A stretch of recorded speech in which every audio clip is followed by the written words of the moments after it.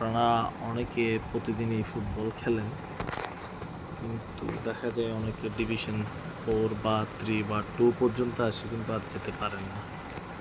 না যেতে পারার কিছু কারণ থাকতে পারে। তার মধ্যে আমি যে কারণটা সবচেয়ে বেশি দেখতে পাচ্ছি আর কি, অনেকে হচ্ছে ডাবল টাচটা ইউজ করে না। এই ডাবল টাচটা যদি ফুটবলে খুব সুন্দর করে আপনারা যদি ইউজ করতে পারেন, তাহলে স্মুথলি অনেকগুলো স্কোর আপনারা করতে পারবেন। কিন্তু বেশিরভাগ গেম প্লেতে দেখা যায় অনলি থ্রু অ্যান্ড পাসে গোল দেওয়ার জন্য চেষ্টা করেন। সব সময় তো আর থ্রু আর পাসের মধ্যে আপনাদের গোল তো হবে না। এই ক্ষেত্রে আপনাদের দুইটা কাজ করতে হবে। একটা হচ্ছে আপনাদের হচ্ছে কিছুটা স্কিলের মাধ্যমে গোলগুলো দিতে হবে, আর স্কিল জানলে অবশ্যই আপনি ডবল টাচ জানবেন। চলেন আপনাদের সবাইকে আজকে দেখাবো, যারা এই ফুটবল লাভার আছেন, বেশিরভাগ বাংলাদেশি ভাইরা, আপনাদের আমি দেখাবো কিভাবে হচ্ছে এই ফুটবলে হচ্ছে ডাবল টাচটা করতে হয়। Let's go.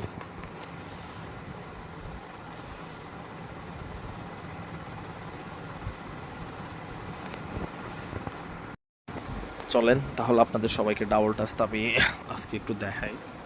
যারা ম্যাক্সিমাম প্লেয়াররা এখন ডাবল টাচ ইউজ করে, যে 850 মিলিয়ন এই ফুটবলাররা আছে, তার মধ্যে বলতে গেলে 500 মিলিয়ন তো ডাবল টাচ ইউজ করে। অনেকে যারা নতুন শুরু করছেন তাদের জন্য ডাবল টাচ অনেক গুরুত্বপূর্ণ। সো চলেন আপনাদের দেখায় আসি হচ্ছে ডাবল টাচটা কীভাবে করবেন।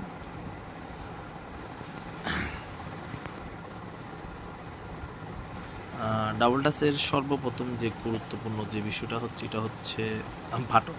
ডাবল টাচের বাটনটা হবে হচ্ছে ড্যাশ বাটন। ডাবল টাচ মারার জন্য অবশ্যই হচ্ছে ড্যাশ বাটনটা আপনাদের হচ্ছে চিনে রাখতে হবে।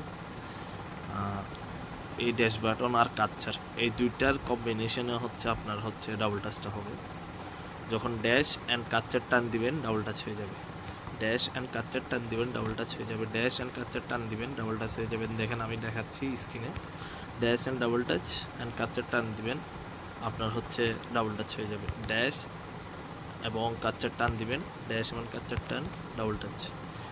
এই ডাবল টাচ ক্লিয়ার করার পর গুরুত্বপূর্ণ কাজ হচ্ছে তিনটা করতে হবে। তিনটা কাজ, একটা হচ্ছে ড্যাশ, কাচ্চার টান, আপনি দেখেন ড্যাশ, কাচ্চার টান, ড্যাশ, কাচ্চার টান অ্যান্ড রাইজিং। যখন আপনি জায়গা বরাবর রাইজিং নেবেন, ড্যাশ কাচ্চার টান দিবেন, তারপর হচ্ছে আপনার রাইজিংটা দিবেন।